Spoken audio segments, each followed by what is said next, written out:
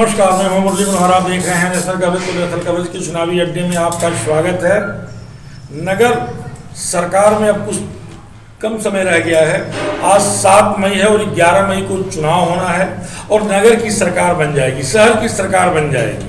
जैसे जैसे चुनाव की तिथि नज़दीक आती जा रही है, चुनावी सरगर्मियां तेज होती जा रही हैं। इसी क्रम में आज हमारे चुनावी अड्डे में भारतीय जनता पार्टी पिछड़ा मोर्चा के प्रदेश महामंत्री माननीय विनोद यादव जी जुड़ चुके हैं।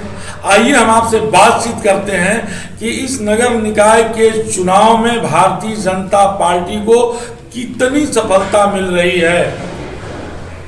इसलिए कि 2024 के लोकसभा के चुनाव के पहले नगर निकाय का चुनाव जो है एक तरह से सेमीफाइनल भी माना जा रहा है। अगर नगर निकाय के चुनाव में अच्छी खासी सफलता मिलती है तो 2024 आसान हो सकता है। अगर सफलता नहीं मिलती है तो 2024 को कैसे पार किया जाएगा, इन तमाम बिंदुओं पर चर्चा करने के लिए भारतीय जनता पार्टी के पिछड़ा मोर्चा के प्रदेश महामंत्री विनोद यादव जी जुड़ चुके हैं। जी, आपका नेशनल कवरेज में बहुत बहुत स्वागत है। नगर निकाय चुनाव को लोकसभा चुनाव का सेमीफाइनल माना जा रहा है। आपको क्या लगता है कितनी सीटें आप जीत रहे हैं? नगर निकाय चुनाव में जी हम क्लीन स्वीप करने जा रहे हैं। विपक्ष कहीं दिख नहीं रहा है, कहीं लड़ने की स्थिति में नहीं। ये कैसे मान लिया जाए कि विपक्ष दिख नहीं रहा है? नहीं, आप यही हैं। आप देखिए, अमिला में हम बैठे हैं, अमिला नगर पंचायत में जी, जो गांव आप नए जुड़े हैं, शहर तो हमारा था ही जी, गांव में जो जुड़े हुए हैं, मैं खुद यादव समाज से हूँ। समूचा यादव समाज और पटेल समाज आज बोल रहा है, भाजपा के साथ खड़ा है, भाजपा का प्रचार कर रहा है। यानी कि नगर निकाय चुनाव, लोकसभा चुनाव के पहले नगर निकाय चुनाव में यादव अखिलेश जी को छोड़ करके बीजेपी में चले जाएंगे। अखिलेश जी को छोड़ना न छोड़ना, अखिलेश जी खुद अपने आप को छोड़ चुके हैं, अपने परिवार को छोड़ चुके हैं। कहाँ है अखिलेश जी? अखिलेश जी की मैं क्यों बात करूँ? बड़े नेता हैं, वो कहीं एसी में बैठे होंगे। मैं अभी आपको बताऊं, अछार बड़ा गांव मितलुपुर में यादवों के साथ बड़ी चर्चाएं करके और एक चुनावी चौपाल के साथ कम से कम 5 गाँव में चौपाल लगा करके आ रहा हूँ। मैं नाम बता सकता हूं यादव प्रधानों के, जो अभी इस चुनाव नगर निगम में आने से पहले 22 प्रधान थे। ऐसा तो नहीं है जो प्रधान डर रहे हैं कि कहीं मेरे कार्यों में नहीं बाबा का बोल, आप मेरे अलग से चले जाएं। आप मेरे और हमारे रिश्तेदार लोग हैं, हमारे परिचित हैं, हमारे परिवार के हिस्सा हैं, मेरे से डरेंगे क्यों? जी। और हम डराने वाले नहीं हैं। डराने वाले तो वो लोग हैं, वो डरा करके वोट लेते हैं, धमका के वोट रहे हैं। हम तो हाथ जोड़ करके सब आपके सामने, जनता के सामने अपनी बात रख रहे हैं। आपकी लड़ाई किससे है? पूरे प्रदेश में इस बार आपसे कौन लड़ रहा है? कोई नहीं लड़ रहा। आप किससे लड़ रहे हैं? कोई है ही नहीं है। कोई ना कोई तो विपक्ष में होगा। अब देखिए, विपक्ष है ही नहीं है। आप एक पत्रकार है, वरिष्ठ पत्रकार हैं। भारतीय जनता पार्टी चाहती है विपक्ष न रहे, नहीं, या विपक्ष विपक्ष जो है तैयार नहीं हो पा रहा। भारतीय जनता पार्टी अपने, आप जानते हैं हम कार्यकर्ता बेस पार्टी हैं। अपने कार्यक्रम मान आदरणीय जोगी जी, पूज्य जोगी जी और आदरणीय मोदी जी के कार्यों को लेकर के जन तक जा रहे हैं। और पूरा उत्तर प्रदेश ही नहीं, पूरा भारतवर्ष आज मोदी चिल्ला रहा है। उसमें समूचा हम और सबके लिए हम कार्य भी कर रहे हैं। हमारी योजनाएं हो, किसी जाति धर्म को देख करके थोड़े आ रही हैं। आप लोग वरिष्ठ लोग हैं। अगर मैं कह रहा हूँ मैं किसी जन चौपाल को नहीं संबोधित कर रहा हूँ, आपके सवालों का जवाब दे रहा हूँ। आप खुद इसके उत्तर हैं कि कहाँ विपक्ष है, क्योंकि हमने सबका साथ सबका विकास किया है और सब लोग हमारे साथ। लेकिन लोकतंत्र में विपक्ष का होना तो बहुत जरूरी है। तो अब विपक्ष के लिए हम काम तो करेंगे नहीं, वो तो विपक्ष को करना पड़ेगा ना। विपक्ष के लोग अगर ऐसी में बहन जी निकलती नहीं, भैया बबुआ जी निकलते नहीं, तो भाजपा विकल्प है नहीं। अब भाजपा के कार्यकर्ता तो उनका काम नहीं करेंगे ना संगठन का, वो तो उन्हीं को करना पड़ेगा ना। आप बताएं। तीसरा विकल्प नहीं है।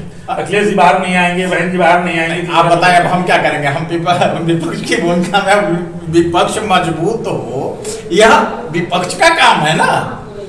अब भाजपा के कार्यकर्ता के नाते या भाजपा के लोग जाकर के विपक्ष को तो मजबूत करेंगे नहीं। विपक्ष तो डर भी रहा है कहीं ईडी की नोटिस न हो जाए।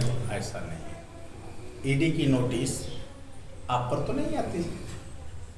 आप पर तो नहीं आती, मेरे ईडी की नोटिस, लेकिन बीबीसी लंदन के कार्यालय पर छापा पड़ा था। छापा पड़ता है कांग्रेस सरकारों में भी, बीबीसी लंदन, बीबीसी न्यूज पर ही कांग्रेस जमाने में भी छापा पड़ा था, आप जानते हैं जी। ऐसा नहीं है कि पत्रकारों पे नहीं पड़ा था। जो गलत करेगा उस पर छापा भी पड़ेगा, उसकी धरपकड़ भी होगी। सब पे नहीं पड़ रहा है। लेकिन चुनावी मुद्दा क्या है? नगर निकाय का चुनावी मुद्दा क्या है? विकास। हमारा नगर निगम चुनाव हो या चाहे कोई चुनाव हो, हमारा एकमात्र मुद्दा है विकास, विकास, विकास। और हम विकास कर रहे हैं, जनता हमारे साथ। बेरोजगारी बड़े तादाद में जनता कह रही है, मैं नहीं कह रहा हूँ, जनता कह रही है कि बेरोजगारी बढ़ती जा रही है। विपक्ष के लोग कह रहे हैं कि बेरोजगारी बढ़ती जा रही है। जनता नहीं कह रही है, जनता नहीं कह रही है, विपक्ष के लोग एसी रूम से ट्विटर कह रहे हैं जी। जनता नहीं कह रही। जनता तो हमारे साथ, हमारे विकास के साथ, भाजपा के साथ, मोदी जी के साथ, योगी जी के साथ कंधे से कंधा मिला करके जनता चुनाव लड़ रही है। आप यहाँ घूम करके देख लीजिए, गाँव में जाइए। अभी निकाय का चुनाव हो रहा है, मैं निकाय पे ही चर्चा कर रहा हूँ। मैं बस थोड़े से एक लाइन के लिए आपको कर्नाटक ले चलूँ, वहां भी विधानसभा का चुनाव चल रहा है। फिर मैं कर्नाटक से लौट के आ जाऊंगा यूपी में। कर्नाटक में जो एग्जिट पोल आ रहे थे कि बीजेपी सत्ता से बाहर जा रही है, कांग्रेस सत्ता में आ रही है, लेकिन वहां एक घटनाक्रम घटा। उस घटनाक्रम से आप भी अवगत हैं, और पूरे कर्नाटक समेत पूरे भारत में जो है, सभी हनुमान मंदिरों में जो है, आप इसको किस व्यू में देख रहे हैं? देखिए, कांग्रेस का इतिहास रहा है, हमारी आस्थाएं जहां हैं, हमारी मतलब भारत की आस्थाएं, सनातन की आस्थाओं पे प्रहार करना और एक धर्म विशेष को तुष्टिकरण के नाते, उनकी भलाई के नाते नहीं। अगर भलाई होती, मैं इस पर लंबा बोल सकता हूँ, अगर भलाई करनी होती तो आज अल्पसंख्यक समाज इस स्थिति में नहीं होता। उसकी जिम्मेदार वही कांग्रेस है, तुष्टिकरण की नीति पर चलते लोग हुए। तो मुसलमानों को सिर्फ इसलिए डरवाते हैं कि भारतीय जनता पार्टी की सरकार आ जाएगी। नहीं, एक विपक्ष कांग्रेस सपा बसपा करती है ना जी। हमारी योजनाओं में कोई, हम सबका साथ सबका विकास, और अब सबके प्रयास पे हमारे सामने देखो, आप अल्पसंख्यक समाज का हमारा कार्यकर्ता है, रात दिन लगा हुआ है और लोगों को जोड़ने में लगा है। तो हम सबका प्रयास और सबका विश्वास भी जीतने में अब कामयाब है। अगर आपको नगर निकाय के चुनाव में अच्छी सफलता मिलती है तो माना जाए कि 2024 भी पता है आप लोग करेंगे। 2024 में तो कोई दिखेगा ही नहीं। आप अपने मन से पूछिए, आप लोग कह रहे हैं, विपक्ष के मन से पूछिए, जनता के मन से। लोग कह रहे हैं कि 2024 में कोई दलित प्रधानमंत्री बनता है। हमारे घोषित उम्मीदवार का वैकेंसी ही नहीं है। माननीय पूज्य मोदी जी के सामने कोई वैकेंसी ही नहीं है। जनता, उत्तर प्रदेश के लोगों ने ये भी मान बैठा है कि योगी जी ही मोदी जी की जगह लेंगे। देखिए, ये बड़ी बातें हैं, इस पर हम छोटे कार्यकर्ता कुछ टिप्पणी करें। मैं सिर्फ इतना आपसे कह रहा हूं, अभी प्रधानमंत्री पद की कोई वैकेंसी नहीं है। जब वैकेंसी होगी तो बात करेंगे हमारे। लेकिन अभी कोई वैकेंसी नहीं, अभी कोई, अभी नीतीश जी जो है दौड़ रहे हैं। अभी यूपी भी आए थे, बिहार में भी संगठन उन्होंने बनाया है और कह रहे हैं कि हम प्रधानमंत्री पद के लिए सत्ता से बीजेपी को बेदखल करने के लिए हम सारा त्याग कर देंगे। नीतीश जी, अखिलेश जी, राहुल बाबा, ममता दीदी, वो साउथ में चले जाइए तो 4-5 नेता हैं, वो आपस में सभी प्रधानमंत्री के दावेदार हैं। लेकिन जनता का उम्मीदवार तो मोदी जी। आप लोग मानते हैं कि सिर्फ हम नहीं मानते हैं, जनता मानते हैं, जनता मानते हैं। मैं अभी एक चौपाल कर रहा था, उन लोगों ने, और यादव समाज का एक चौपाल थी 5 गांव की, और बड़ी भीड़ थी। अपने से उन लोगों ने कहा है कि भाई मोदी जैसा नेता हमने नहीं देखा है, और हम मोदी को पसंद करते हैं। हम भाजपा की बात नहीं कर रहे हैं, हम मोदी को वोट करेंगे। इस पंचायत चुनाव की बात मैं कर रहा हूं, और अभी लेकर के सभा आ रहा हूं यहाँ। एक मैं अभी सवाल और एक तीखा सवाल मैं आपसे पूछ रहा हूं, एकदम तीखा सवाल है। इसमें बुलडोजर का बड़ा चर्चा चल रही है। बुलडोजर हमारे संकल्प का हिस्सा है। जब 1964 में पंडित दीनदयाल उपाध्याय जी हमारा राजनीतिक सिद्धांत एकात्म मानव दर्शन लेके आए थे ना जी जी। तो उस समय हमारा संकल्प था अंत्योदय,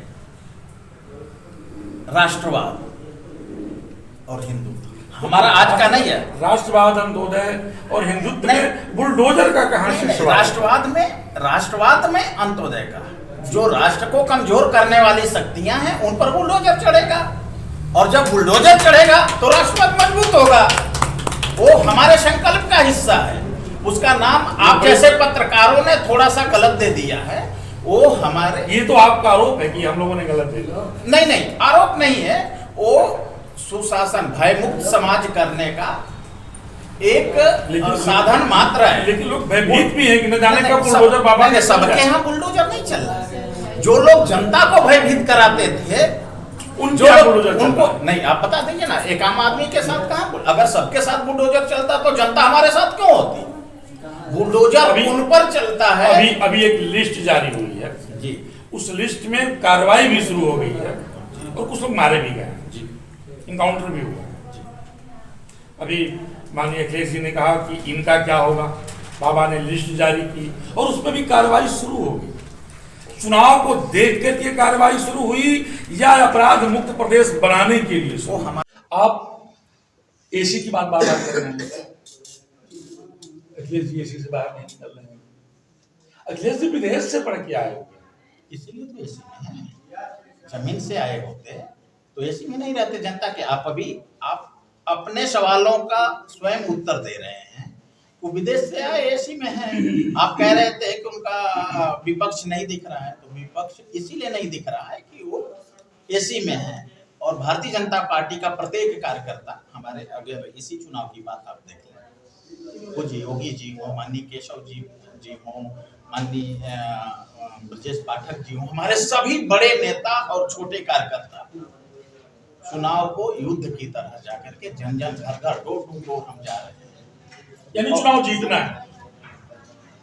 चुनाव जीतना भी है और चुनाव जीतना हमारे लिए एक साधन मात्र है। जनता की सेवा बिना चुनाव सरकार बनाए हम कैसे कर पाएंगे? आप इस समय अमला में बैठे हुए हैं, आदर्श नगर पंचायत अमला में बैठे हुए हैं, और यहाँ से जो है अनीता जी चुनाव मैदान, आप इनके बारे में क्या कहना है?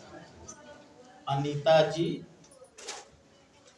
एकदम निहायत ही गरीब परिवार से, अभी इनके पति का भी देहांत हो गया है, एकदम से निर्धन है, लेकिन भाजपा की कार्यकर्ता है। यही हमारे और विपक्ष में अंतर है। ये विपक्ष का अंतर है। और समूचा यहाँ का कार्यकर्ता अनीता बहन के साथ हमारे जैसा प्रदेश से भी, जहाँ 5 जिलों का मैं प्रभारी हूँ, उसमें भी मैं समझ चुकी। इसी पंचायत में के पास मेरा घर है, यही गोठा ग्राम का रहने वाला हूँ, इसलिए सवेरे शाम मैं 7 बजे यहाँ आया। यहाँ की योजना रचना, कार्यकर्ताओं के कार्यक्रम तय करके जाता हूँ। और अभी हमारी 3 साढ़े 3 बजे से यहाँ कुछ गाँवों में चौपाल है। अंतिम सवाल, यह जनपद जो है एकदम प्रतिष्ठापरक जनपद होगी। इस जनपद से नगर विकास मंत्री और ऊर्जा मंत्री ए के शर्मा साहब आते हैं। 10 की 10 सीटों पर जो है ऊर्जा मंत्री और माननीय परम पूज्य योगी आदित्य जी महाराज का जो है प्रतिष्ठा दाव में लगा है। 3 तारीख को जोगी जी भी आ चुके हैं। आपको क्या लगता है कि जनपद में कितनी सीटें आप जीतेंगे? प्रतिष्ठा के दाव पर लग गई है। मैं भाजपा के कार्यकर्ता के नाते नहीं कर रहा, मैं पूरे जनपद की प्रत्येक पंचायत या पालिका में जाकर के और लोगों के बीच बैठ करके मैं यह दावे के साथ कह सकता हूं कि हम यहाँ की मऊ जिले में भी क्लीन स्वीप करने जा रहे हैं। तो आप सुन रहे थे भारतीय जनता पार्टी पिछड़ा प्रकोष्ठ के प्रदेश महामंत्री विनोद यादव जी का आपका स्पष्ट कहना था कि सिर्फ मऊ नहीं हम पूरे प्रदेश में जीतने जा रहे हैं। विपक्ष नाम की कोई चीज नहीं होगी और मऊ तो अति संवेदनशील जनपद हो गया है। यहीं से जो है नगर विकास मंत्री रहते हैं। अगर ये सीटें हारते हैं तो भारतीय जनता पार्टी के लिए बड़े ही शर्मनाक का विषय होगा। मुरली मनोहर पांडे के साथ प्रिंस की खास रिपोर्ट। आप बने रहिए मेरे साथ और देखते रहिए चुनावी अड्डा। धन्यवाद।